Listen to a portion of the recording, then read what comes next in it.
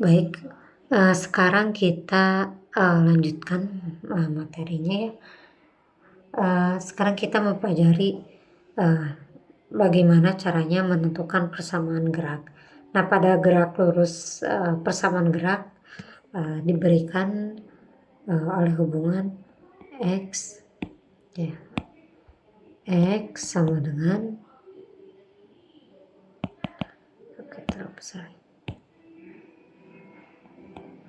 X sama dengan f atau fungsi terhadap waktu.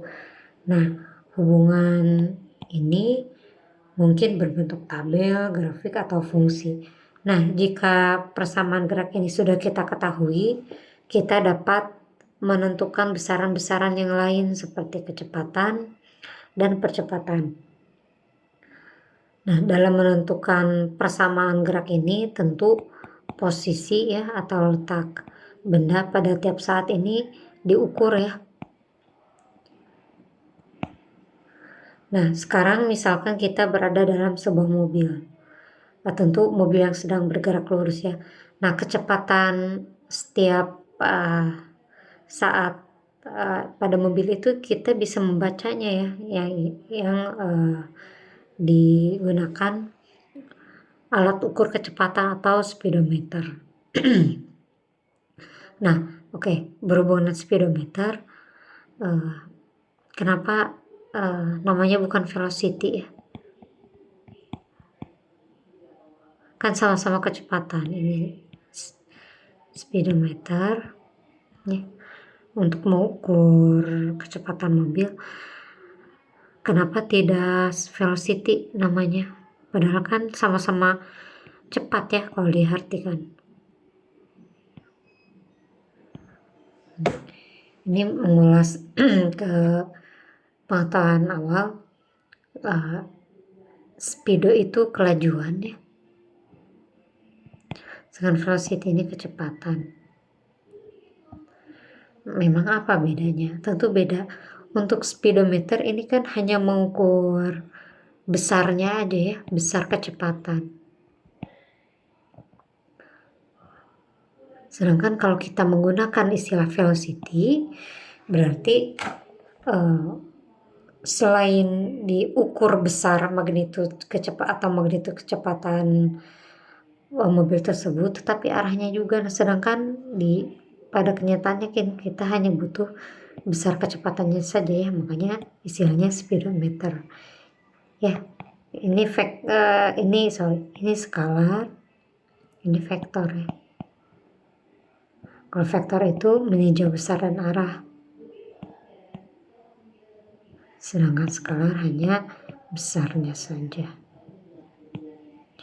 Oke, ini hanya sekilas saja.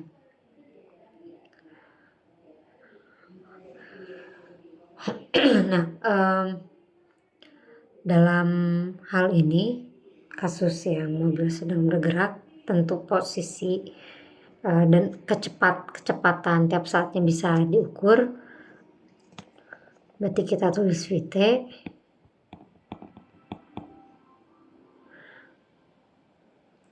Nah, kecepatan bisa diukur, akan tetapi kita tidak dapat langsung menyatakan di mana kita berada setiap saat ya. Kita tidak bisa secara langsung menyatakan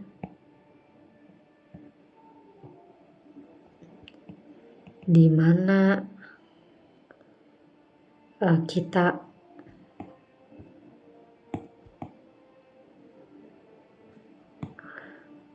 berada pada setiap saat. Nah, dari permasalahan ini kita tidak bisa langsung nyatakan, makanya ada caranya untuk menentukan persamaan gerak. Nah, misalkan ini ada fungsi ya, fungsi kecepatan terhadap waktu. Kita gambarkan dulu. Ini ada fungsi, katakanlah ini, tentu ini T ya. Ini T-nya, ini kecepatannya. Oke. Katakanlah ini T1, ini T2.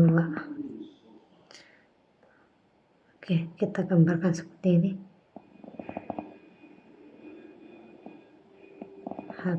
Oke, maaf ya kurang lurus.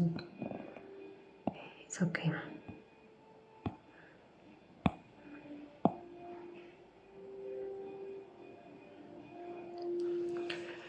Harus ada ya, sebentar.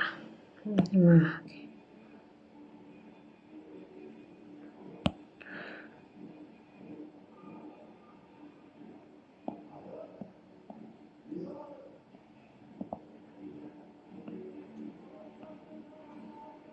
kurang tengah, kurang lebih seperti ini ya.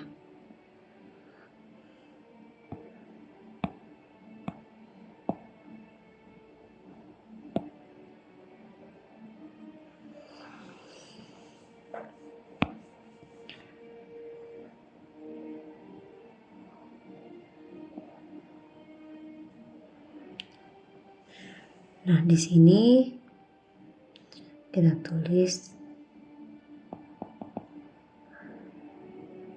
T1.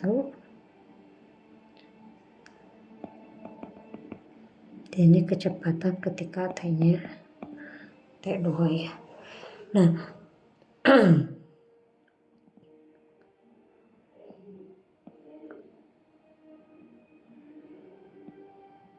di sini tulis delta T2. Nah, tampak bahwa kecepatan V ini berubah ya. Dengan waktu kita dapat menentukan perpindahan benda dalam suatu selang waktu tertentu ya. Nah, kita pandang suatu selang waktu delta T1. Oke. Sorry, ini delta T1 sekitar saat T-nya sama dengan T1. Nah, selang delta T1 ini dapat kita ambil sekecil mungkin hingga dalam selang waktu ini si Vt ya dapat dianggap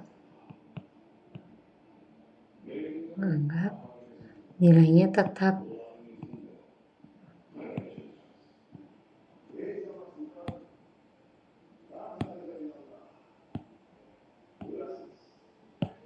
Nilainya tetap. Nah, nilai V T1 ini tidak lain adalah nilai kecepatan rata-rata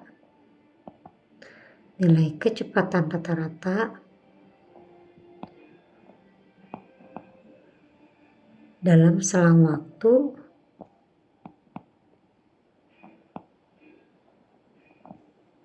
delta T1 sekitar saat T1. Nah, kita lihat di sini delta T1-nya diperbesar ya. Nah, perpindahan yang ditempuh dalam selang waktu ini adalah perpindahan yang ditempuh dalam selang waktu ini berarti bisa kita tulis delta X1 sama dengan Vt1 dikalikan dengan ini ya. Ini dikalikan dengan delta T1. Nah, nyata bahwa perpindahan ini tidak lain adalah luas bagian yang diarsir ya. Ketika Vt1 sampai delta T1 kan tadi dituliskan bahwa sekitar saat T-nya itu sama dengan T1 ya, berarti di sini yang diarsir. Ya, kan ini delta X1 berarti V-nya pun Vt1 dikalikan dengan delta T1. Oke, ini delta T1 bos.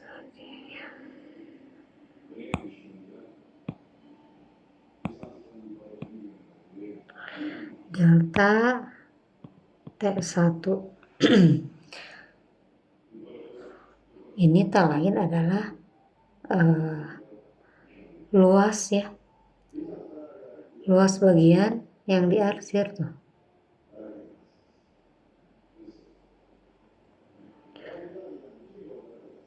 Nah sekarang bagaimana jika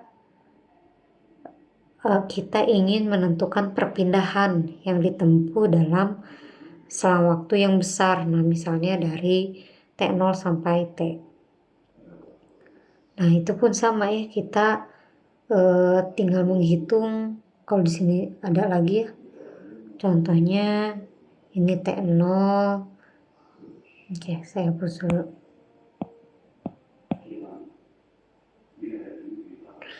Di sini ada T0, ada T1, ada T2. Kesini ada lagi nih.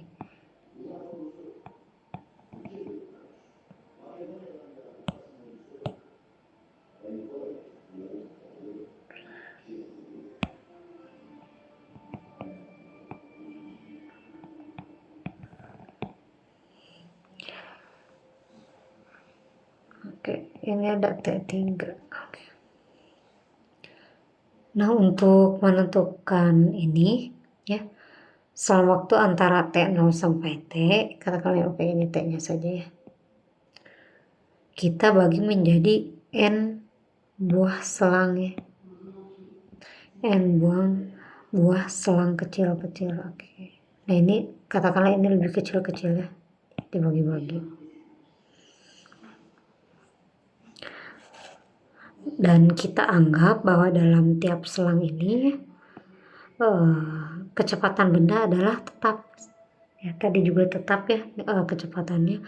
Nah, perpindahan yang ditempuh dalam selang waktu delta T1 sekitar T1 itu berarti delta X1 sama dengan V T1 dikalikan dengan delta T1. Nah, dalam selang waktu berikutnya yaitu delta T2 ya. Di sini tulis delta T1, delta T2 berarti delta X2 sama dengan V dikalikan dengan T2 dikalikan dengan delta T2. Nah, jadi perpindahan yang ditempuh dalam selang waktu delta T1 tambah delta T2 antara T1 dan T2 ini tinggal dijumlahkan ya, ini berarti V T1 dikalikan dengan delta T1 ditambah V kalikan T2 dikalikan dengan delta T2. Nah, pada gambar yang sudah kita gambarnya ini perpindahannya dinyatakan oleh luas segi 4 yang berurutan ya, yang diarsir. Nah, di sini jelas bahwa perpindahan yang ditempuh dalam selang waktu antara T0 sampai dengan T ya, sampai dengan T ini, T0 sampai dengan T0, T berarti delta X sama dengan delta X1 tambah delta X2 tambah delta X3 tambah bla bla bla. Ya pokoknya ini jumlah dari perpindahan yang ada. Atau I sama dengan 1 N delta X1 ya. Kalau diringkaskan seperti ini. Nah, dengan delta XI ini ya, adalah perpindahan yang terjadi selang waktu delta I ya, sekitar T sama dengan T1. Perpindahan yang terjadi selang waktu delta T sekitar T-nya sama dengan T1. Nah, perpindahan ini kalau kita rumuskan dalam persamaan delta XI sama dengan VTI dikalikan dengan delta TI ya. Nah, dalam ungkapan delta TI ini harus diambil sekecil mungkin hingga kecepatan rata-rata dalam selama waktu ini menjadi sama dengan kecepatan sesaat untuk T sama dengan T1, yaitu TI-nya. Nah, jika dituliskan ulang berarti kita peroleh delta X sama dengan X T min X0 sama dengan sigma I sama dengan 1 N V TI dikalikan dengan delta TI. Nah, karena dalam persamaan ini delta TI-nya harus diambil kecil sekali atau delta TI-nya itu menuju 0, maka nilai N-nya harus besar.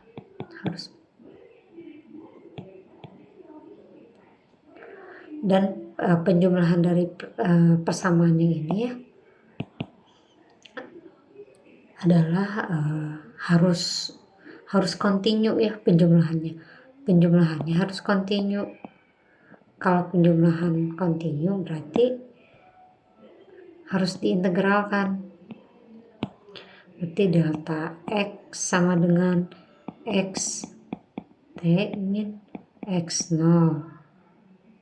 sama dengan integral X0 T0 karena T VT dt ya. Ini kan perpindahannya berarti letak akhir dikurangi letak awal diintegralkan, kan ini X sama dengan X itu kan V dikalikan T ya. Ketika V dikalikan T diintegralkan terhadap waktu, berarti nanti ini yang diintegralkan ya terhadap waktunya. Nah, persamaan ini menyatakan bahwa perpindahan yang ditempuh dapat diperoleh dari integral Vt ya terhadap T. Jadi dari persamaan ini dari delta X, dari persamaan fungsi posisi kita bisa mencari kecepatan. Jadi intinya seperti ini kesimpulannya ya. Jika kita mengetahui kecepatan benda setiap saat, yaitu Vt ya, kita dapat menentukan persamaan posisi ya yang tadi permasalahan di awal kita ingin mengetahui persamaan posisi di mana benda tersebut berada. Nah, untuk mencari xt-nya ini bisa dilakukan dengan dua cara, yaitu yang pertama bentuk fungsi V sama dengan F kali T diketahui ya.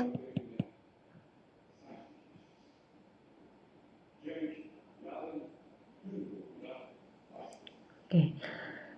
Nah, yang kedua bisa dihitung dari xt sama dengan integral V dt sama dengan integral F dt.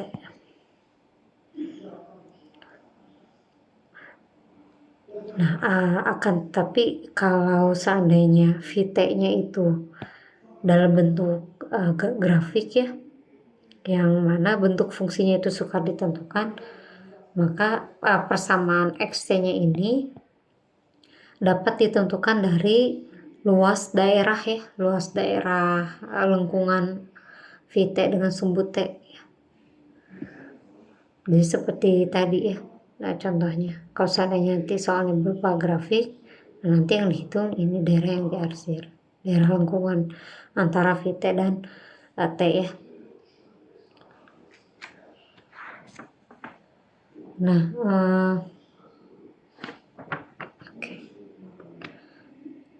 masih dalam kajian gerak lurus, seringkali kita mengetahui percepatan setiap saat ya, atau AT. Nah, ini terjadi jika tahu kita ya gaya yang bekerja pada benda itu setiap saat. Nah, hubungan antara gaya dan percepatan akan kita bahas di bab selanjutnya, tentu di bab dinamika. Nah, tadi sudah disampaikan bahwa percepatan sesaat itu A dV per dt. Nah, bisa kita lihat bahwa perubahan kecepatan yang terjadi dalam selang waktu dt yang sangat kecil adalah dv sama dengan a t dt. Nah, hubungan ini seperti hubungan antara perpindahan dx yang terjadi dalam selang waktu dt, yaitu dx sama dengan vt dt tadi sudah ditulis. Nah, dengan pemikiran yang sama seperti yang sudah diuraikan tadi, kita dapatkan bahwa kecepatan vt ini ya sama dengan integral a dt ya. Tadi sudah disampaikan bahwa a itu kan dari sini, tinggal diintegralkan. Jika kita mengetahui bentuk fungsi a sama dengan ft ya, kita dapat melakukan integral. Akan tetapi jika kita mengetahuinya dalam bentuk grafik, kalau dalam bentuk grafik ya, bentuk grafik, tentu kita akan sukar menentukan bentuk fungsinya. Nah, grafik vt dapat ditentukan sama ya dengan menghitung luas daerah ya, menghitung luas daerah antara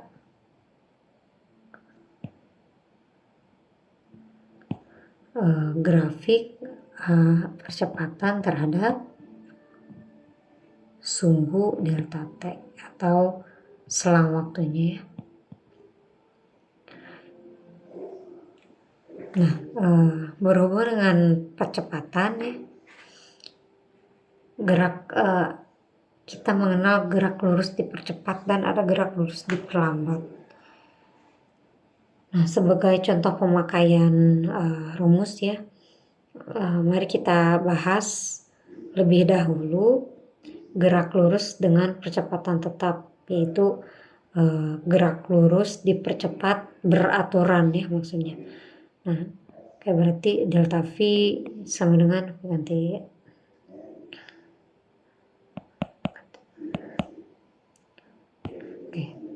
delta V sama dengan, ini kan selang selisih ya, berarti V T kecepatan akhir dikurangi dengan kecepatan awal itu sama dengan integral A dt. A dt nya itu ini yang diintegralkan fungsinya berarti dari awal sampai akhir ya, T0 sampai T. Atau kita tulis A integral T0 sampai T dt itu tak lain dengan AT. Kalau dijabarkan lagi berarti Vt min V0 sama dengan AT atau Vt sama dengan AT tambah V0. Nah, selanjutnya dari perpindahan delta X sama dengan xt min x0 ya. Berarti tadi itu X itu V kali T ya, berarti integral T0 sampai T Vt dt sama dengan T0 sampai T V0 tambah AT dt ya. Yang ini dimasukkan ke sini, disubstitusi sama dengan diintegralkan terhadap T, berarti ada V0T ditambah setengah T kuadrat, sehingga diperoleh XT sama dengan ya yang ini pindah ruas berarti dari min ke pindah ruas dari plus X0 tambah V0 T tambah setengah T kuadrat. Oke, ini penting nih, 1, 2. Nah, jika X0 kita ambil sama dengan 0, yang ini sama dengan 0, berarti kita peroleh persamaan yang ini ya, yang ini, dan persamaan X sama dengan bla bla bla. Kita peroleh hubungan ya V kuadrat ya, atau kecepatan akhir sama dengan V0 kuadrat. Oke, udah ada yang harus dihapus. Di sini sajalah. V kuadrat sama dengan V0 kuadrat ditambah 2AX ya. Nah, ini ada 3. Kalau di SMA itu lebih familiarnya itu disebut gerak lurus berubah beraturan, kan ada GLB ya. Kalau GLB itu rumusnya 1, yang tadi kalau di awal V sama dengan S per T. Yang GLBB, nah ini yang sedang kita bahas. Jadi runut GLBB ini ada 3 rumusnya. Oke, di mana ya? Saya hapus ya yang ini ya. Oke, sini aja hapus. Nah, GLB itu yang rumus 3 ini ya.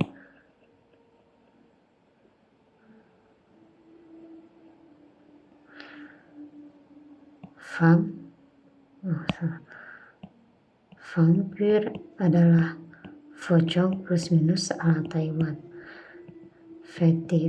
Vera, foco, 2an, C. Sebetulnya itu X atau S sama aja ya, kak, letak atau posisi benar, tapi untuk menghafal pakai 2an C silakan. Yang terakhir tadi tuh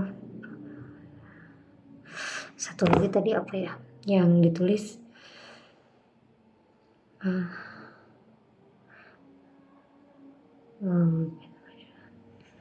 satu lagi yang ditulis tadi rumus kedua. Oh ya, sieun harusnya tuh ini sama dengan X ya, saya tulis S dulu deh. Sieun pocong tadi setengah atut. Oke. S sama dengan X, kalau tadi kan pakai X ya posisinya, ini di sini sama saja lah. Ini buat menghafal sebetulnya.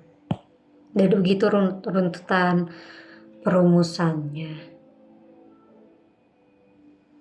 Nah, persamaan yang 3 tadi ini memberikan hubungan antara kecepatan benda dan jarak yang ditempuh. Nah, persamaan ini berlaku jika percepatannya itu tetap ya.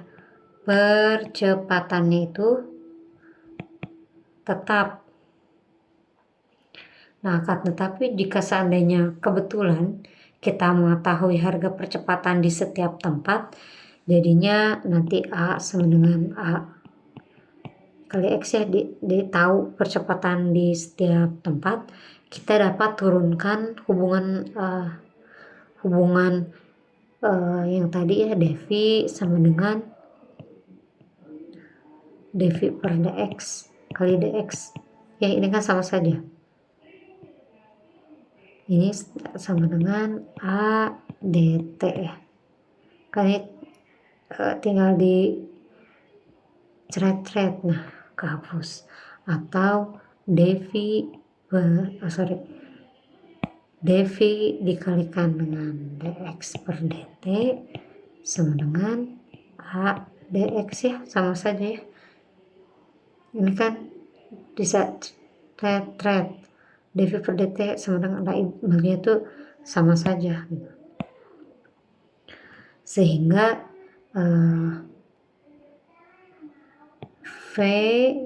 dv sama dengan A dx. Ini v dv dari mana? dx per dt kan ini kecepatan ya. Jadi v dv ini yang ini sama dengan adx dan kita integralkan. Oke, ini integral. Ini diintegralkan. Ini terhadap dv, berarti di sini v0 sama v. Di sini terhadap x, berarti x0 sampai x. Nah, jika diintegralkan kita peroleh setengah v kuadrat min setengah v0 kuadrat. Ini integral udah hatam ya.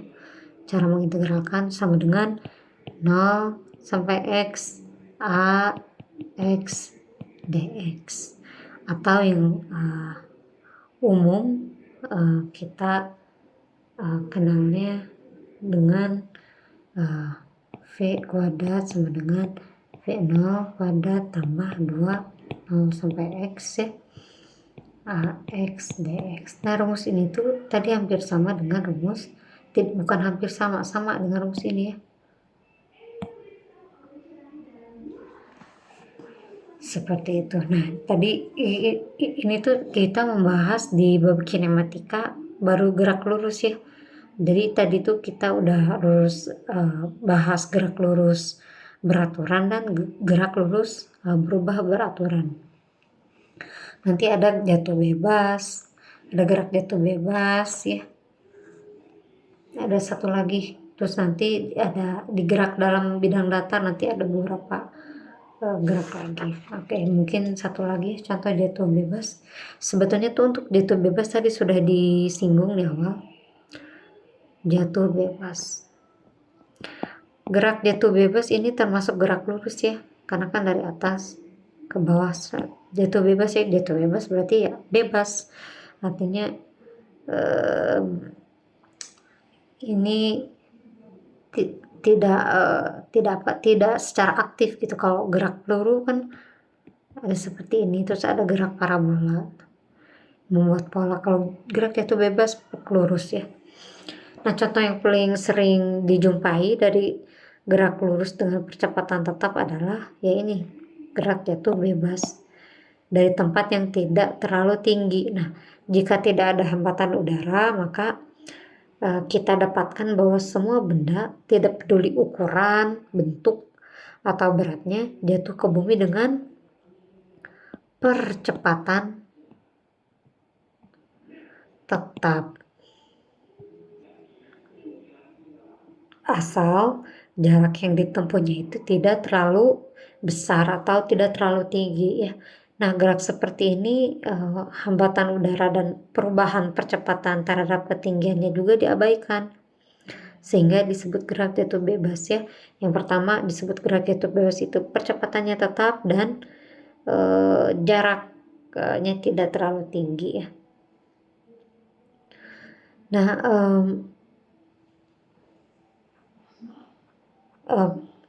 kita mengenal besar percepatan benda jatuh bebas atau percepatan gravitasi dinyatakan dengan G ya. Ini kan jatuh bebas. Ada percepatan gravitasi. Ada yang menentukannya itu 9, konstanta. Ketentuan konstantanya yaitu 9,8 meter per sekon kuadrat. Nah, dan mempunyai arah menuju pusat bumi, berarti percepatan gravitasi ini merupakan besaran vektor ya. Nah, hakikat benda jatuh ini pada zaman dahulu merupakan bahan pemikiran yang ramai dibahas orang ya, terutama oleh Aristoteles yang menyatakan bahwa percepatan jatuh dari benda ya yang mempunyai berat adalah sebanding dengan ukurannya.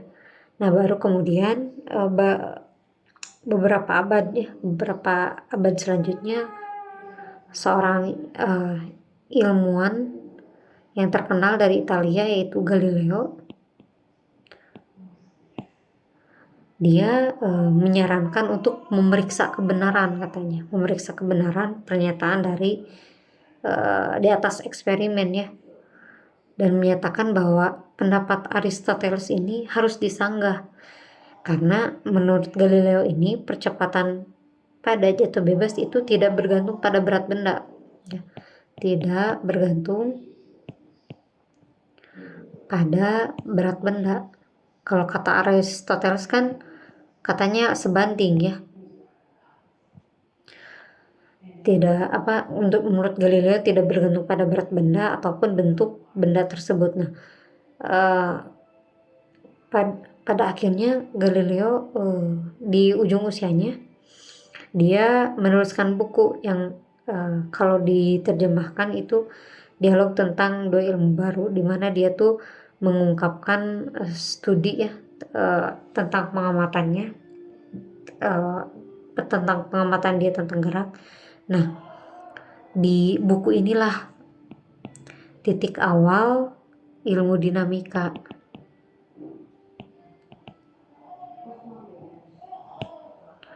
Titik awal. Kan kinematika hanya meninjau geraknya saja ya.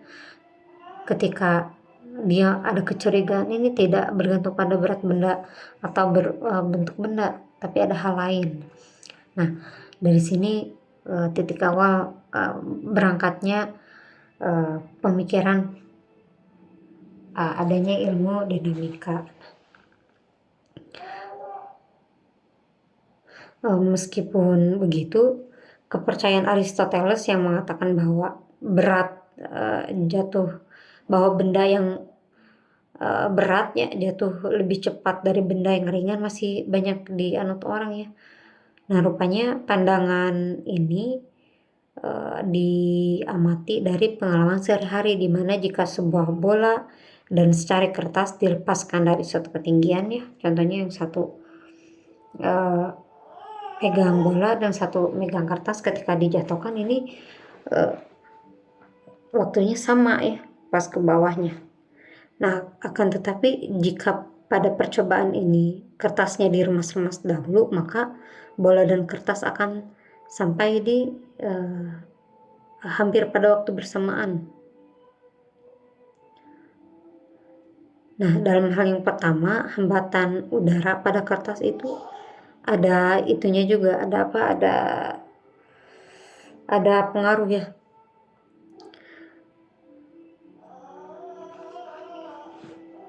Dalam hal yang keduanya itu hambatan udara pada kertas diperkecil dan menjadi sama dengan gesekan udara pada bola. Nah, nanti mungkin untuk ini tinggal di itu saja ya, dipraktekkan.